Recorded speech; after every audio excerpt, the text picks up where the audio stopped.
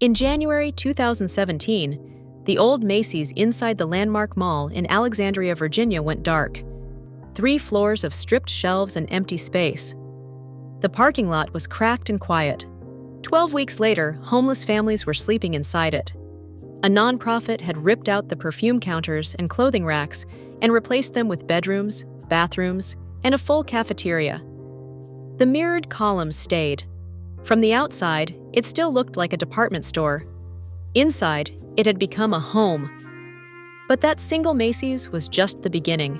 What is happening right now across the United States is far bigger than one building. It was the mid-1990s, and the American shopping mall was at the peak of its power.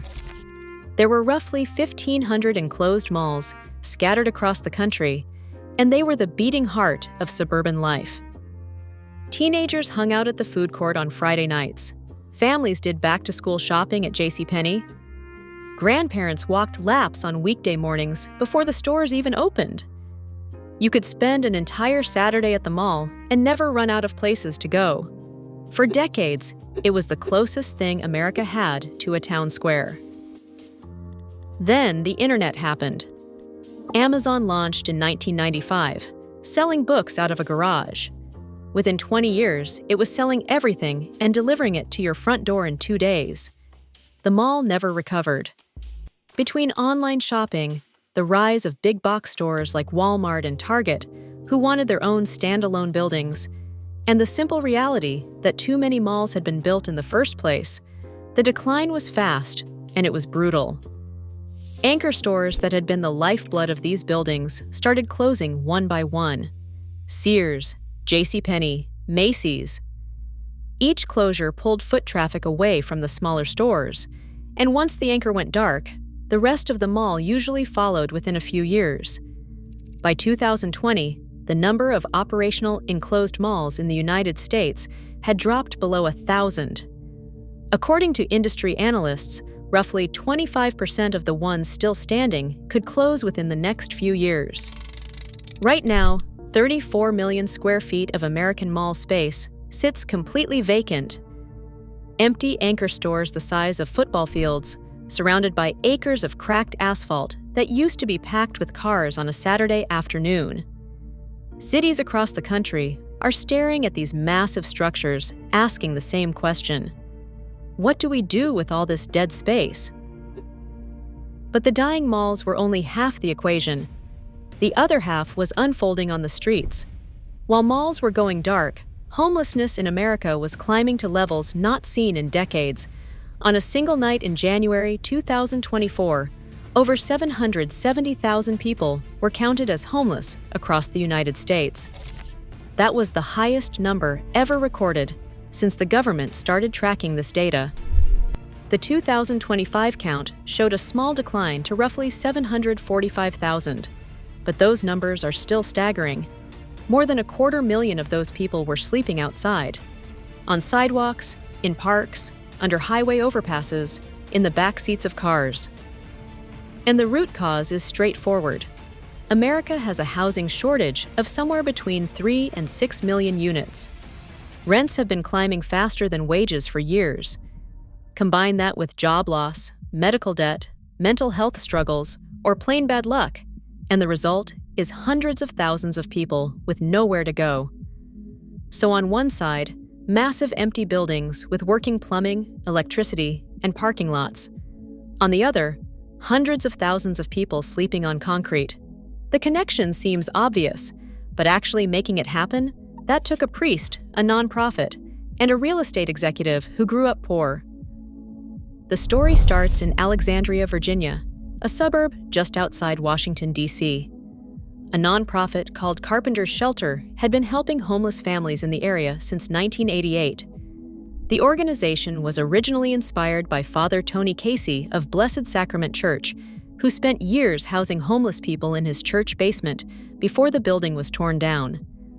When Carpenter's Shelter needed a new permanent location, the timing lined up with something nobody expected.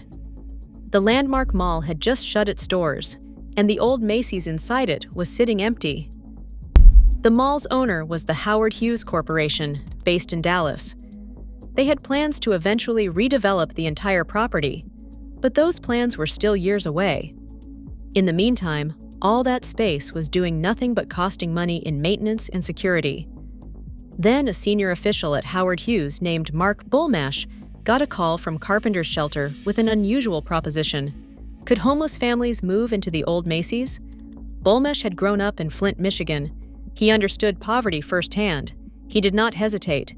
He approved the arrangement and even provided the space rent-free. What happened next moved fast.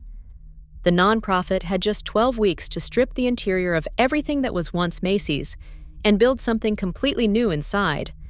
They ripped out the perfume counters and clothing racks and replaced them with bedrooms, bathrooms, a recreation room, and a full cafeteria. The mirrored columns and old tiles stayed. From the outside, the building still looked like a department store, but inside, it had become a shelter. And this is where the story stopped being a feel-good one-off and started becoming something much bigger. As one professor of retail practice put it, there will be millions upon millions of square feet of retail space that are not going to be used over the next 5 years. The question was whether other cities would follow. They did.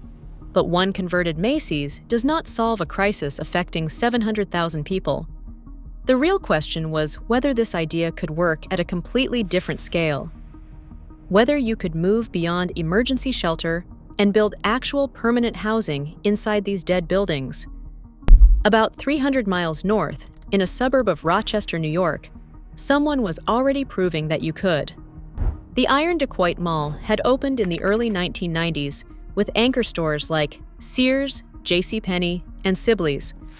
Local newspapers called it the most attractive shopping mall in the area. Teenagers hung out there after school. Families went on weekends. But the same forces that killed malls everywhere came for Iron Dequoit. Store by store, the mall emptied out. By 2016, the last holdout, Sears, finally closed its doors. The building went dark. A developer named Amy Casciani saw something in that dead Sears that nobody else did. Her nonprofit development group, Pathstone, came up with a plan to retrofit the old department store into apartments for low-income seniors. The $44 million project, called Skyview Park Apartments, opened in 2022 with 157 rental units. 73 of them were carved directly out of the old Sears building. The architects cut 3 interior courtyards into the structure to bring natural light into the apartments, and they connected the old store to a brand new 4-story building constructed in the parking lot. Half of all the units were reserved specifically for seniors at risk of homelessness, and residents got access to on-site medical and social services through Rochester Regional Health, meal programs, legal assistance, counseling, transportation. It was not just housing. It was a full support system built inside a building that used to sell power tools and refrigerators.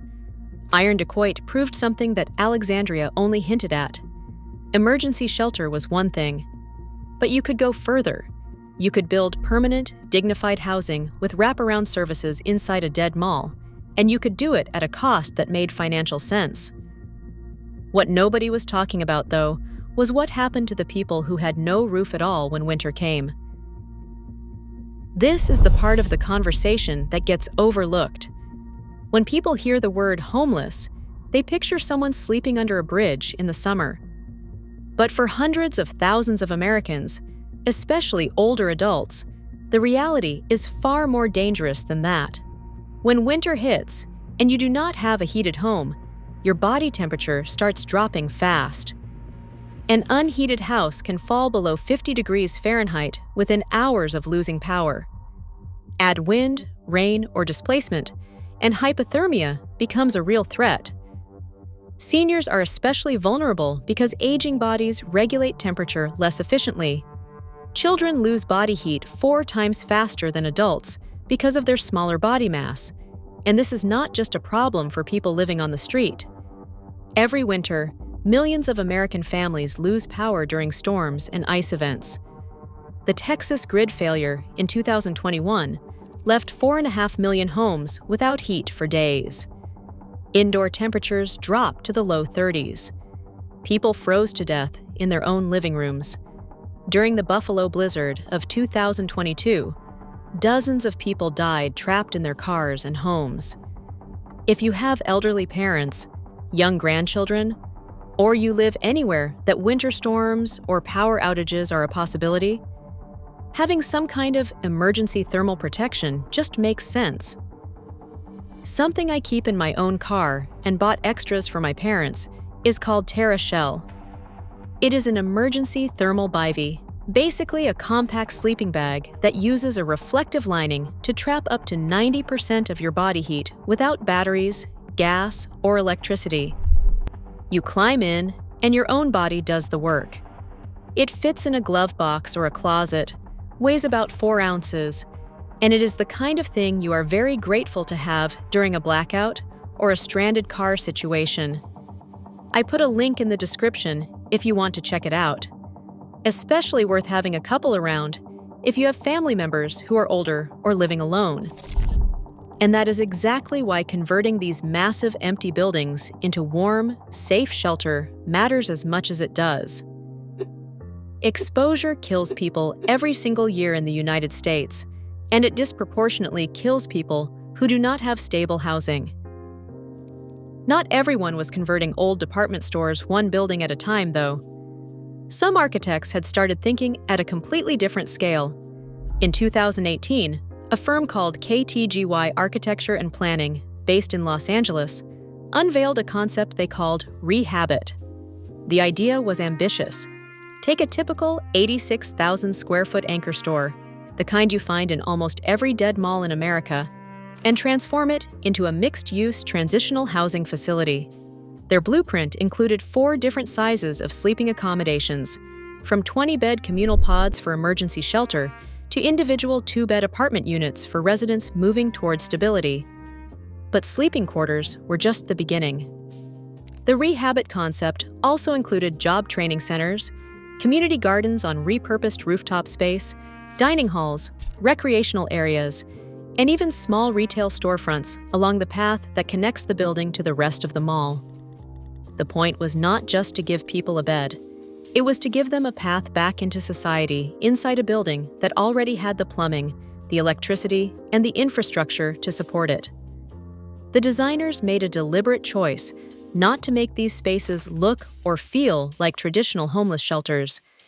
They envisioned something closer to a functioning neighborhood tucked inside a building. Not a warehouse for people, a community. If you are finding this video interesting, hit subscribe. I cover stories like this every week, and the next one goes even deeper into how American cities are rethinking abandoned buildings. A report from Enterprise Community Partners found that at converting just 10% of underperforming strip mall and shopping center space across the United States could create 700,000 new housing units. That is not a typo. 700,000. And in the Boston area alone, converting 10% of strip malls would be enough to absorb all of the region's population growth for an entire decade. The proof is not just in studies, it is in buildings that already exist. The Arcade in Providence, Rhode Island, is the oldest indoor shopping mall in the entire country, dating back to the 1820s. After the Great Recession hollowed it out, developers converted the upper floors into 48 micro-apartments while keeping ground floor retail. Residents live above coffee shops and boutiques in a building with almost 200 years of history. In Indianapolis, the Lafayette Square Mall is slated for 1,200 apartment units, including affordable housing inside a former Sears building. In Cupertino, California, the long-dead Valco shopping mall is being replaced with over 2,600 housing units, 890 of which are designated as affordable. In the suburbs of Washington, D.C., developers have built luxury apartment towers directly on top of existing shopping centers. The Whitmer, a 26-story apartment building in Arlington, Virginia, sits on a functioning retail complex and leased up in under 8 months. These projects are not all homeless shelters. They represent a spectrum. Some are emergency shelter conversions, like the Macy's in Alexandria. Some are permanent affordable housing, like the Sears in Rochester. Some are mixed-income communities where affordable units sit alongside market-rate apartments. And some are full-scale neighborhood replacements where the mall is demolished entirely, and a new walkable community is built on the same footprint.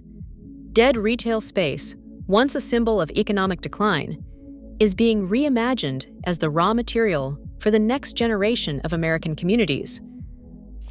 So if the opportunity is this massive, and the projects are already working, the obvious question is why this is not happening faster.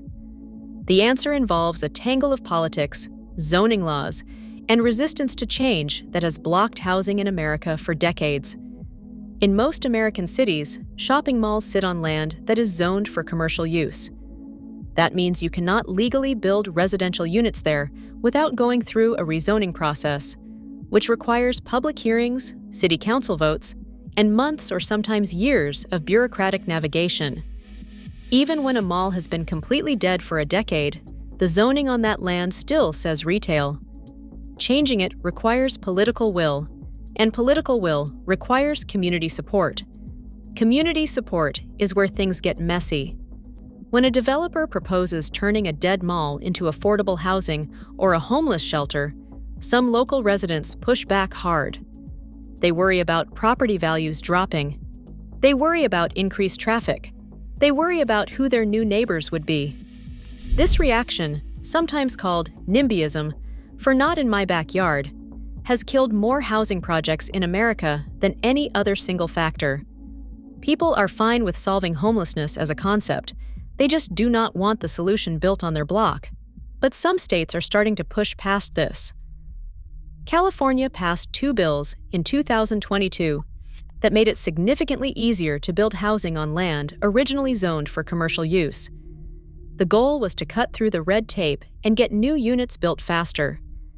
In Phoenix, Arizona, 3 major malls are being transformed into mixed-use spaces that will include thousands of apartments. The city has committed to creating or preserving 50,000 housing units by 2030.